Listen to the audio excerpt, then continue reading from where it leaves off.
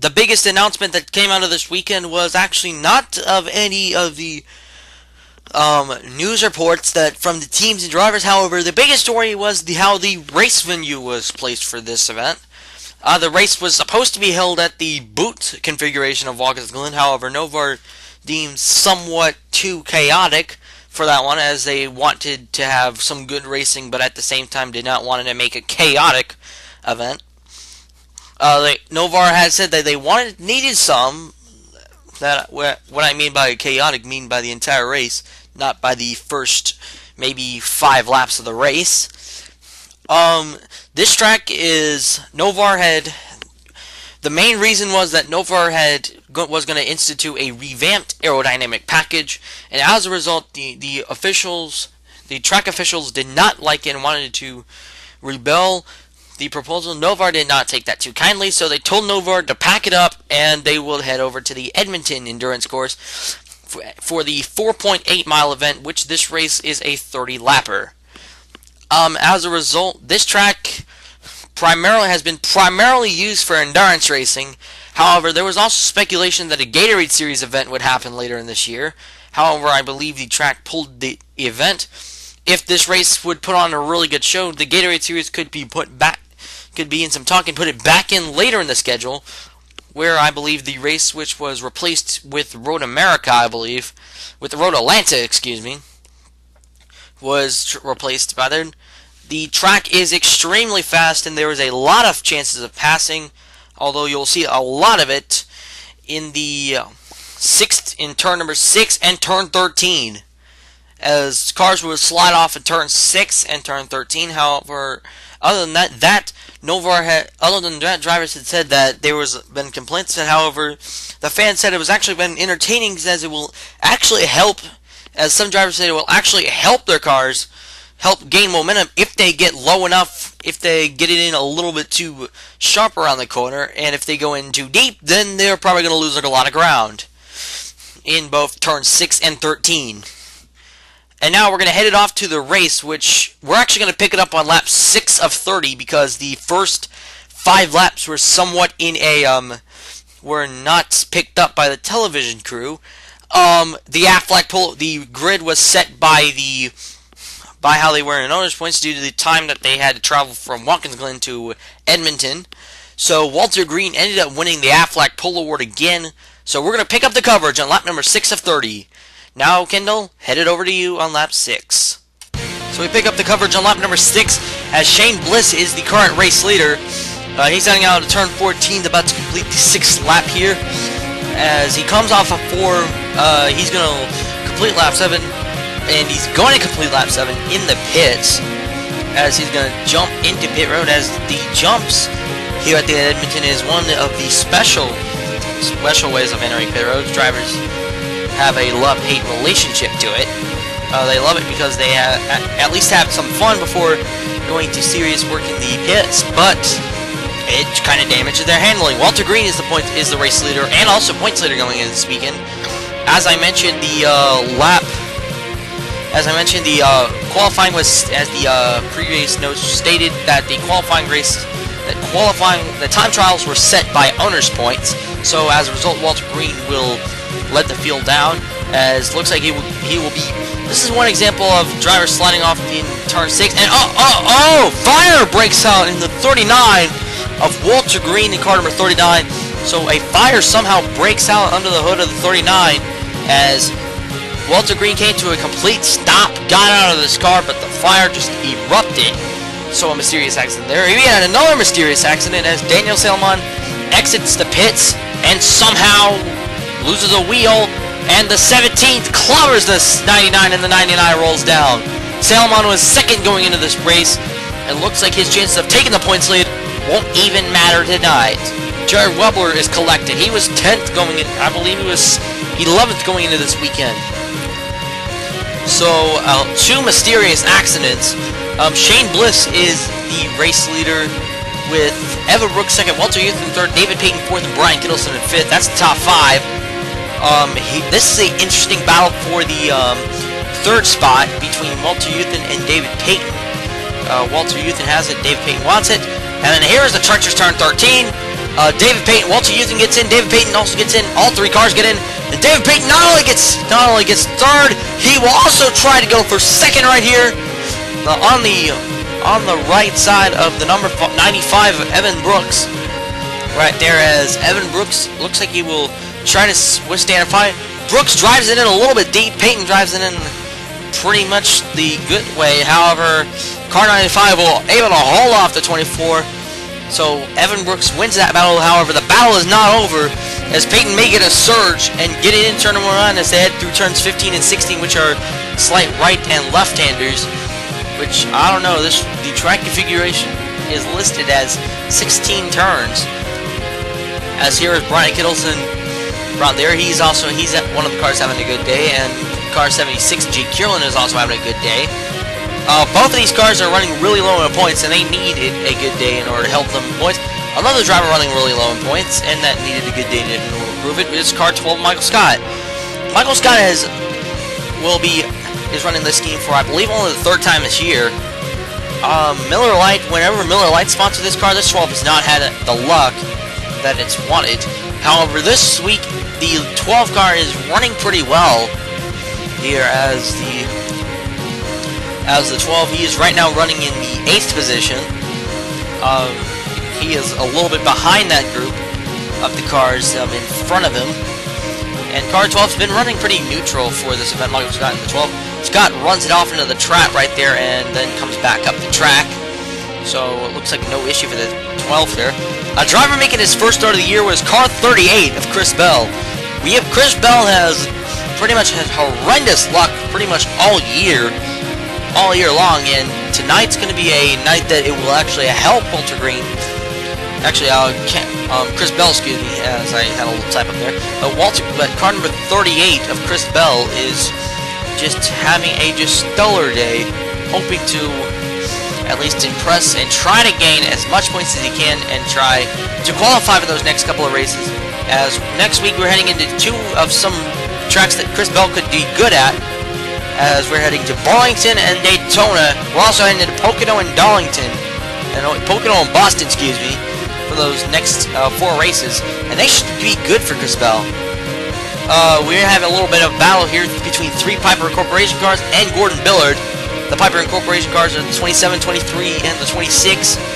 Looks like Gordon Billard looks like Todd Piper will steal the lead of this group, and will actually get to the lead of this group, as Todd Piper, Keith Hales, and Corey Von Delga are also in there.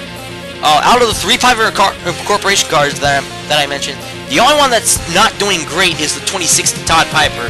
Piper is really low in points. Has not made any starts this year, but today he's going to be talked about a lot, as we have an interesting battle. We have a really good battle for track spot. This is car number 7 and 72, Logan Chin.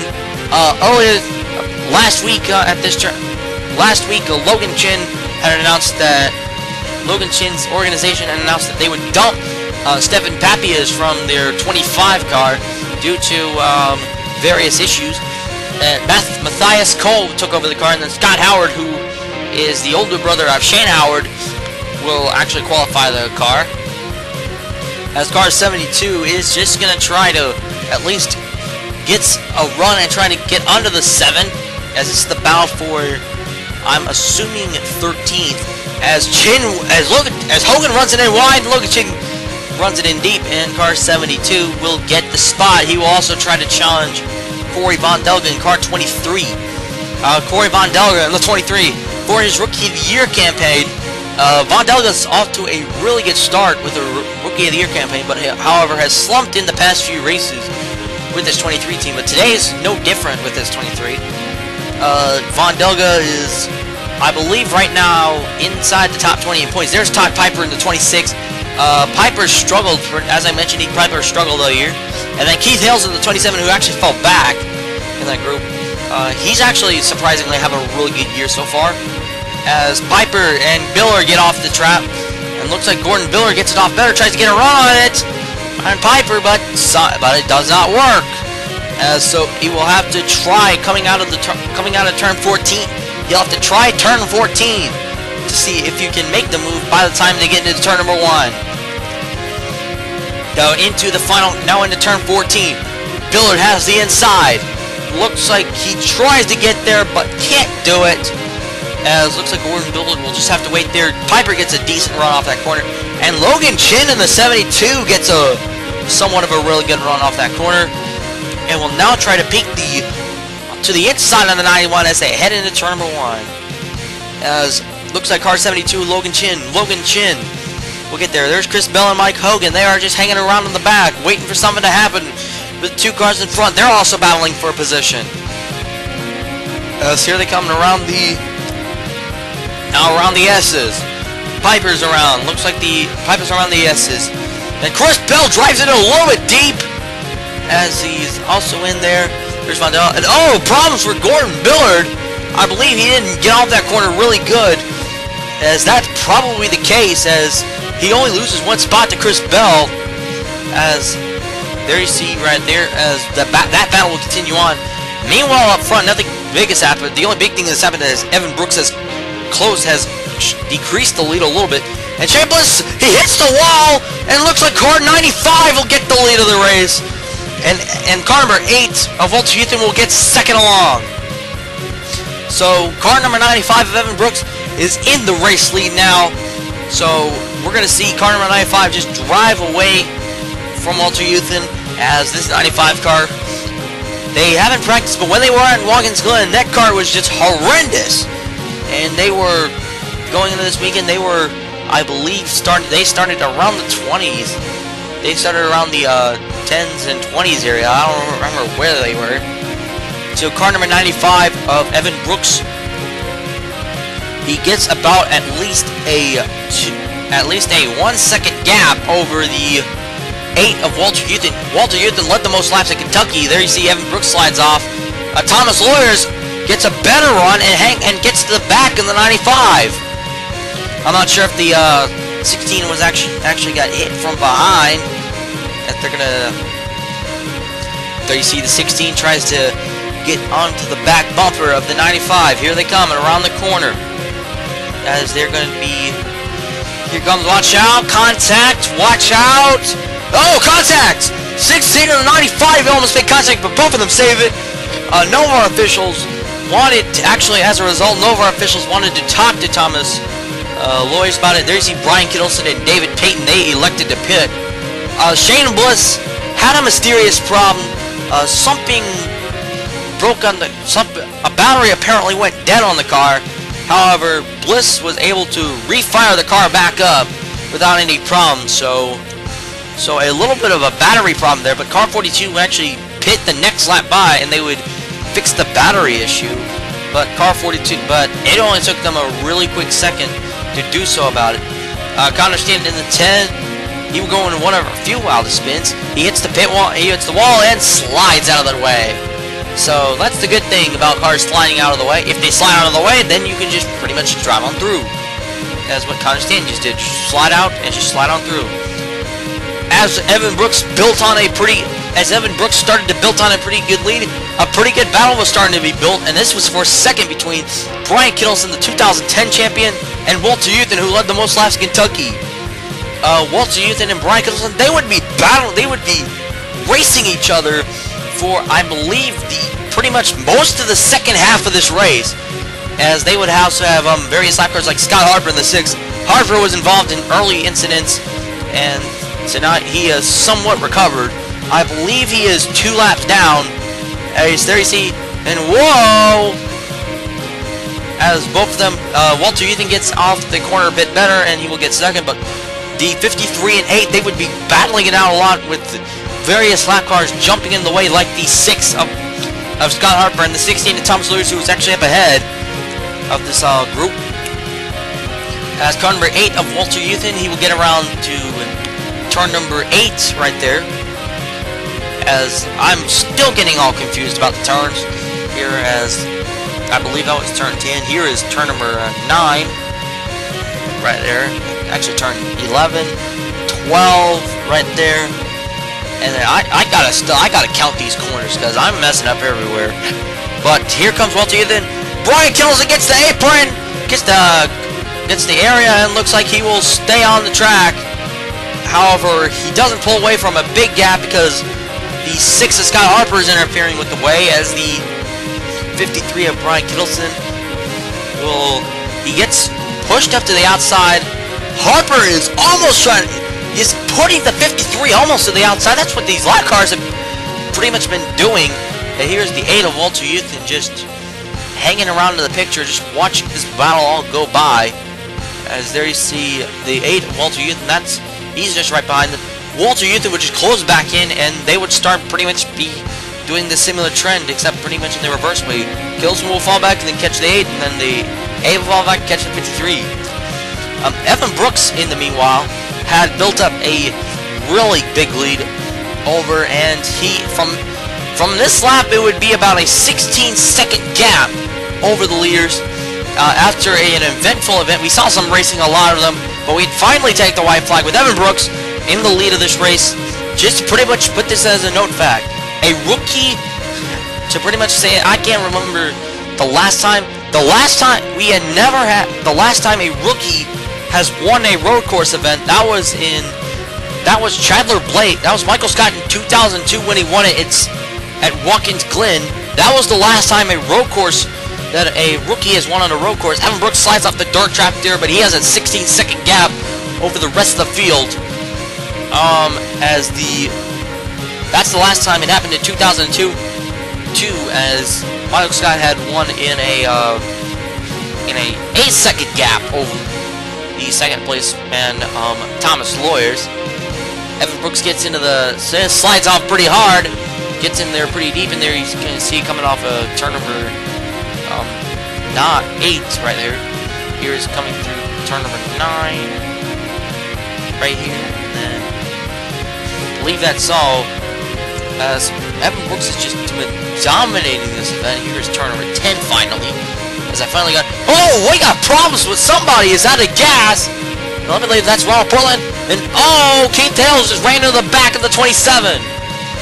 So Logan Chin apparently has fuel problems on the number 72 Amp Energy Pontiac. And Evan Brooks... So it looks like fuel may be in the question, but Evan Brooks actually is good on fuel. As here they coming around, as they loop around to get turn 13. Brooks will slide off that corner for the final time. And now he's got turn 14 to deal with, and he would pretty much just drive on, and hopefully nothing would go wrong on this number 95 car as they head coming into turn number 14. And what is going on? Uh-oh, problems with Gordon Billard. So Gordon Billard, one of the favorites, is out of gas.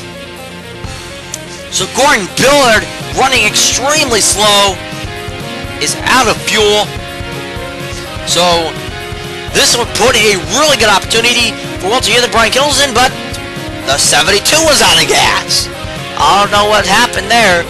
However, Scott Harper would pretty much do the, even though it's not really going to be nice to the official, but it was going to be at least pleasing to the drivers behind them.